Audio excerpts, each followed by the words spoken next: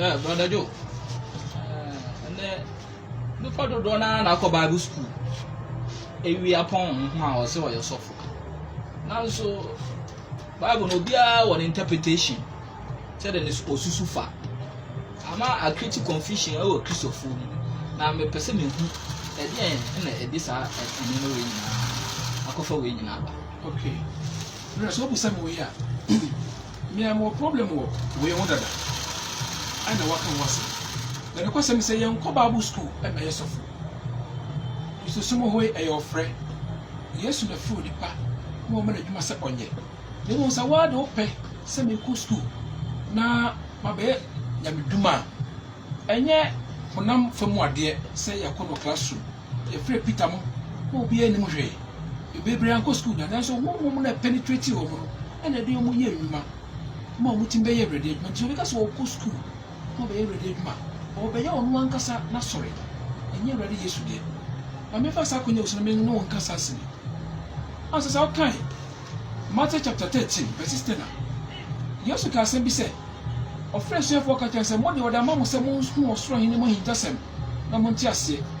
Na nkae de me fa ma wo. Wo be hunu so mo hunu mu. Na on beti so mo nti ase. Sa asem we kire yen se Yesu wo no ma bia wo de yama ne ma omudi na chi a mo bo na asem hu dawuro se obesa ba biu ehu asem. Enti sa o kan Matthew chapter 16 verses 8 na. Tell ka se wo. Wo se Yesu se mesima sori na sama do akono etwe faso. Me de se Yesu be ya de bi wo asase so be lay foundation bi wo asase so a eye Kristo som. Because answer na we be ba no. Na John about to say bo na so no. Ye nyina be dia dance se eni bi firi so baka se we nim doba osom edi ntimu ntie no. Because they say no Yesu na ye betie no. Enu nti na din da so se we Kristo ni. Na se wo betie Yesu na wa anya ade a Yesu e ka.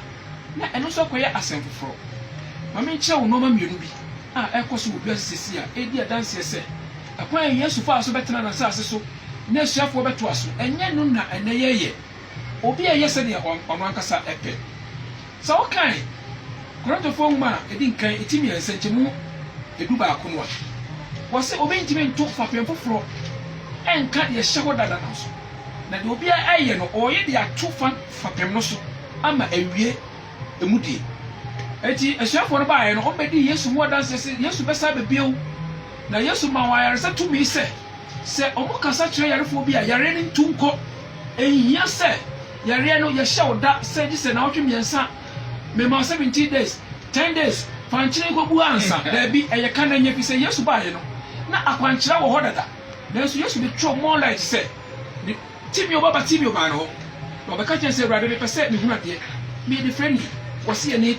ti na dey say we no be current one na ye nim say wo wiase Yesu be ja wa say mo amudi me de no de me mo bet my ye de buru ye no so eti wo say Kristo sima na mo eno no enam say ba Peter enso koto bubu ani bi wo say me wura mam sika wo say sika ni de de meni Yesu Kristo bi mu sorry ampa no nso aye de asori afedi ni ehu ye hu say enyina so no ebini Yesu be ye o say suafo so ye de eye bi no mo ye na de ewura Bible mu e na me pese me gusa asebi New Testament Yesu asuafo no obi anya akwankyere obi enu ya akwankyere adwuma aye Israel for press na ne ya akwankyere Elisha mu na ne ya akwankyere se fankyere ko gunso yi ebeti ka piece of food na patu nso mara mu na ebeye de nso na ya nwino na ma koto Jordan mu prenso okwata beko Israel for press no we yesa Yesu ba ye no onso beto bi osubura no busa so person ho ye de wo se obofo no be hu nso no a me no bi mpo wo be koton ana Yesu ka che ne se tama na me maaye no me honhom na ba nso no mo bi to ma na ho fie na de me na bi ti sorry you kata ne ko ampa no wura na sorry no yi kata no ye de okko this time around sa na edim no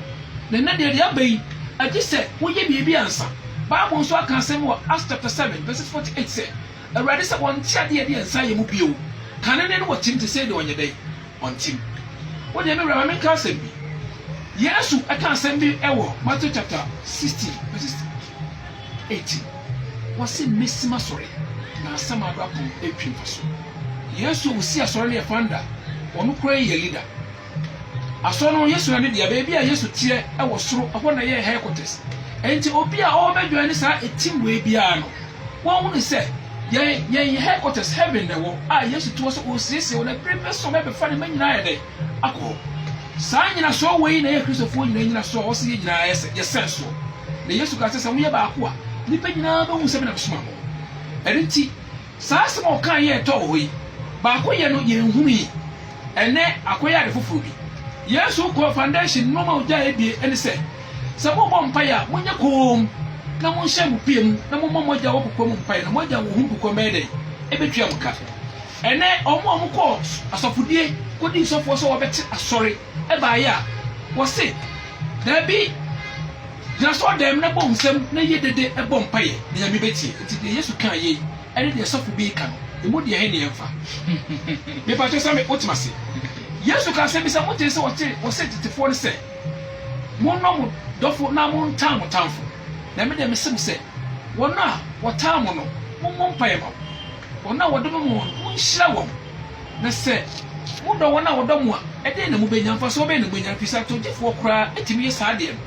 ɛkyerɛ sɛ yesu ka sɛ yɛnnɔ yɛ atamfo no bebree nso abɛwiase a mo so ne asɔfoɔ ɔmo deɛ ɔsɛ bɛtɔ honhom kɔdiawuo kɔsua na fa dome wo tamfo to sekan kɔdiawuo kɔ obi abusuam na kɔsɛe wɔ to kɔ abusuam na kɔm atamfo yesu sɛ yɛnnɔ wɔ wo se yɛntaa wɔ na kyɛ sɛ nyɛ deɛ yesu ka ɛna woka yesu nyina so ɔde bɛɛ wiase sɛ ɔno yɛ leader ɔyɛ founder ɛnɛ asɔre bebree wɔ wiase asɔre bɛn na wɔ wiase a ɔni founder ɔni leader na sɛ wɔ founder na wɔ leader deɛ a na kyerɛ wo sɛ wankasa no wabɔ o foundation a wɔde wɔ asɔre de asi so na kyerɛ sɛ yesu deɛ na ɔkan deɛ wampɛ wɔyi yesu afiri founder nti wo so woyɛ ɔfounder ana wo so yɛ leader sɛ ne yesu deɛ na woyɛ ɛno nti wankasa wakwankyerɛ so na wɔnam da wode yɛ wɔ asɔre yesu ɛhwɛ ɔhu fi sɛ yesu ka kyerɛ sɛ mobɛka nkyɛ wiasefoɔ nyinaa ne sɛ ɔbɛsan baabi a ɔbɛfa ne maakɔ sɛkyerɛ wadwen na gye asɛmpa no di saa nsɛm wɔ nyinaa ɛnɛ yɛnti no wiase bio deɛ ɛkɔba no sɛ yɛdede fa akwankyerɛ da biara mo nyinaa mommɔ mpayɛ ɔmɔbɔ mpayɛ nyinaa awie no na nyɛ mpaeɛ na ɛbɛhwe na ɔwie no wasa kyerɛ sɛ bɛgye ɔyere yi na menkyerɛ de fa kɔyɛ na adekɔ no bɛyɛ yɛ nti mpaeɛ no a wɔbɔɔyɛ no ɛna ɛbɛyɛ wo adeɛ ama wo anaasɛ ɔyɛ no ɔn sɛ mo si woyɛ enti me pesa me kyerɛ sɛ onipa bi a wɔte asɔre a yɛbɔ ne din sɛ nipa wei na ɛfanda wɔ this church ana this church no ɛnyɛ awurade na asoma no ɔno a na aba ɛbɛyɛ n'adwuma sɛ yesu soma wɔ soma yɛ no wɔafa wei na soma yɛ ɛno nti sɛ wobɛhwɛ a ɛmaa no bɛtumi adi wei ho adanseɛ hwɛ asɔfoɔ ahodoɔ a mokɔ wɔn hɔ hwɛ kwan a wɔde wofa so nti wɔyɛ kristo sɛm ɛtɔ no bi kora na ɛkame ayɛ sɛ ɛyɛ akɔda no abosomsɛm kɔyɛ wei ansa yesu sɛ ɛne te na ɛni na te owie na ɔka kyerɛ sɛ mo ogye de te sɛ sinapifo a kɔmɛka sa kyerɛ me po yi sɛ ɛntutu ɛbɛtie mo na yɛde na afei na gye sɛ ɔma no 17 days ɔma no 14 days ɔma no 21 days ansa na yare saa yɛ de akɔ yesu timio baba timio de no wanyɛ hwee o ɔse kɔ fa ho kɔkyerɛ obusuafoɔ na ɛsɛ na obi bɛkɔ sɛ sɛ nwan yɛ yesu ka kyerɛ peter sɛ sɛ ɔdɔ me adi me hwɛ me nwan no ɛna mo mmra kɔyɛ adwanhwɛfoɔ a mohwɛ yɛ na nso mepɛ sɛ menayɛ me yɛ a ɔse tua 5 million ansa na wɔna nakɔ na wei ɛfiri he ɛnti ɛne da hɔ na ɔsɛ woyɛ nti mena wobusa saa asɛm yi a ɛyɛ tietietie ɛnsɛm bebree wɔ akyire na ebi asɛm mu sɛ bi bɛba ɛna di saa nsɛm no nyinaa bɛyɛ dɛ ɛbɛba nti mɛyɛ ha yɛ ho fi sɛ nipa ɛsesɛ yɛ adagye wɔ sika ho na ɔde hwɛ wo nti sɛ kɔba sɛ wokɔwie adeɛ tententi a na bɛha dwe na mu nsɛm bi sɛ ɛyɛba no ɛna bɛkyerɛ hyɛ saa asɛm a meka yɛ yesu fi sɛ yesu asɛm a ɔka kyerɛ ne sɛ monkɔkɔyɛ ma nyinaa masuafoɔ na monkyerɛkyerɛ wɔ sɛ ɔnne deɛ mahyɛ mo so yesu na kae na dua bi anya asɔre de ne duaeɛ no ɛdwa sɛ yɛtwa mmerɛ bɛ na ɔbɛhu sɛ yesu afrɛ wo sɛ yɛnkɔ asɔfodie skul a ɔhu sɛ yesu frɛ no ɛyɛ honhom a ɛpenetrative ɛbɛwura wo mu a ɛna bɛkyerɛ bible asɛm nyinaa sɛ ɔka sɛ wokɔ bible skul a ɛyɛ onipa bi ne to na ɔkyerɛkyerɛ no no nim deɛ na mmom yesu ka kyerɛ asuafoɔ no sɛ according to Luke chapter 24 verses 44 24-44 wɔ se mo deɛ mekɔ mɛma ɔkyegyinafoɔ na waba abɛkyerɛkyerɛ mo wɔn na ɔbɛka me deɛ waka mu nyinaa nti wɔn nkɔnkɔn na kyerɛkyerɛ bible so ɔkɔ John chapter 16 verses 25 ɔka asɛm bi nso te saa ɛwɔ hɔ sɛ wɔn nkɔnkɔn na ɛkyerɛkyerɛfo wɔde ase na ɔkan Luke chapter 24 no verses 44 no wɔ se yesu kristo kɔɛ no wɔn nkɔnkɔn na ɛbɛkyerɛ suafoɔ no bi pie fa no ho nti twa sɛ honhom na kyerɛ wade ɛsɛ sɛ yɛkyerɛ wade wɔ kra so na woba ɛyɛ wankasa wasɔre ɛnyɛ yesu asɔre nti sɛ wakɔfa wo nimdeɛ ɛna ɔbɛkyerɛkyerɛ ɛnyɛ sɛ yesu kaeɛ no ɛnyɛ